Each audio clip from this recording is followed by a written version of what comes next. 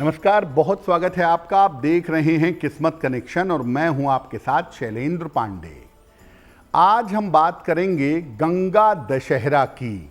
गंगा दशहरा के पर्व की महिमा क्या है, गंगा दशहरा के पर्व का पूजा विधान क्या है और इस पर्व पर पूजा उपासना करने से किस तरह के वरदान जीवन में प्राप्त होते हैं।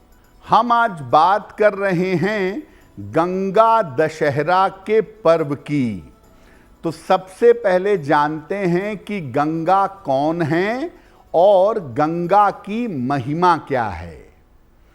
देखिए, गंगा भारत में बहने वाली एक नदी है। ये उत्तराखंड के गंगोत्री से निकलती है और भारतवर्ष के कई महत्वपूर्ण स्थानों से होकर गुजरती है। हिंदू धर्म में गंगा नदी को अत्यंत पवित्र माना जाता है और इतना पवित्र मानते हैं कि हिंदू धर्म में, हिंदू परंपरा में गंगा को मां का स्थान प्राप्त है। माना जाता है कि गंगा का जल पुण्य देता है और पापों का नाश करता है। आप देखिए, गंगा नदी में स्नान करना हिंदू धर्म में बहुत पवित्र मानते हैं और गंगा नदी में जाकर के स्नान करने से पापों का नाश होता है, ऐसी मान्यता कही जाती है। तो गंगा नदी की महिमा इतनी ज़्यादा है कि इसे देव नदी भी मानते हैं और हमसे इतनी जुड़ी हुई है कि हम इसे माता का स्थान देते हैं। अब ये जानते हैं कि गंगा दशहरा के पर्व की महिमा क्या है। देखिए, गंगा दशहरा का पर्व मनाया जाता है ज्येष्ठ शुक्ल दशमी तिथि को। माना जाता है कि इसी दिन गंगा का अवतरण धरती पर हुआ था।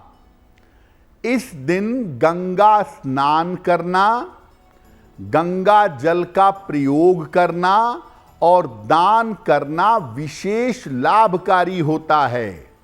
यानी स्नान, ध्यान और दान, इनके लिए विशेष महिमा गंगा दशहरा की बताई गई है। गंगा दशहरा पर गंगा की आराधना करने से पापों से मुक्ति मिलती है और माना जाता है कि गंगा दशहरा पर स्नान, ध्यान और दान करने से मुक्ति और मोक्ष का लाभ मिलता है। इस बार गंगा दशहरा का संयोग 5 जून को है, तो हम सबको अपने सामर्थ्य के अनुसार पूजा उपासना करनी चाहिए और निर्धनों को अन्न का और वस्त्र का दान करना चाहिए।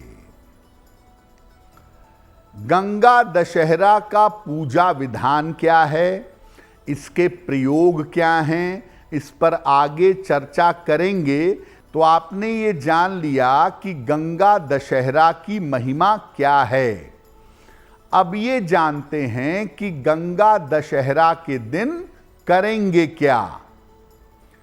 किसी पवित्र नदी में या गंगा नदी में स्नान करिए। आप जहां रहते हैं, अगर वहां कोई और नदी बहती है तो आप वहां पर भी स्नान कर सकते हैं। अगर गंगा नदी बहती है तो गंगा नदी में स्नान करिए। घी में चुपड़े हुए तिल और जरा सा गुड़ या तो जल में डालिए या पीपल के वृक्ष के नीचे रख दीजिए। इसके बाद माता गंगा का ध्यान करके उनकी पूजा करिए, उनके मंत्रों का जप करिए या जो मंत्र आप जपते हैं, जो नाम मंत्र है, जो आपका इष्ट मंत्र है उसका जप करिए। पूजन में जो भी फूल, मिठाई, फल इसका प्रयोग करेंगे उनकी संख्या 10 होनी चाहिए।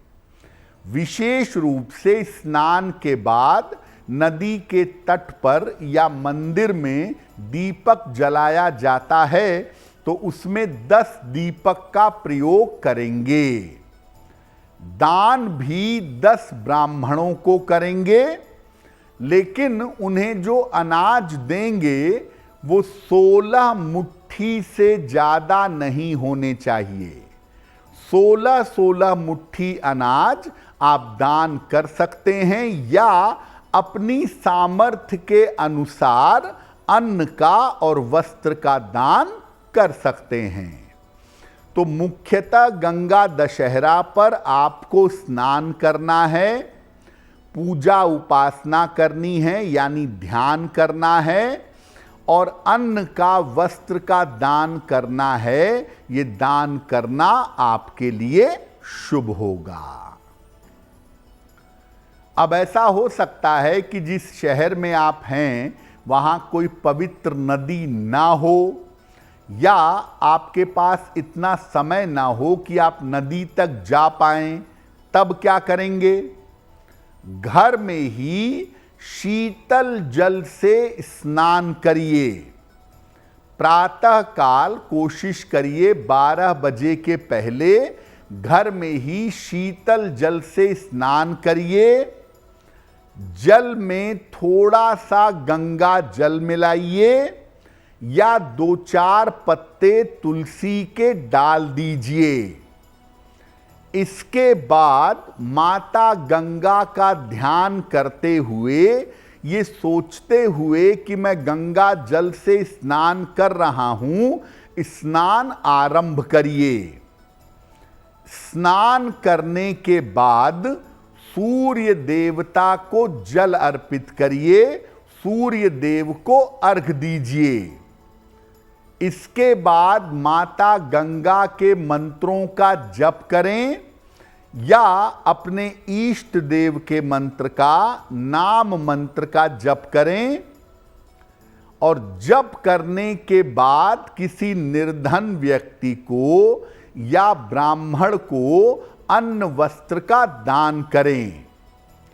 तो गंगा दशहरा पर मुख्यतः निर्धन व्यक्ति को या ब्राह्मण को अन्न का या वस्त्र का दान करना सबसे ज्यादा जरूरी है, और वो दान आपको अवश्य करना चाहिए।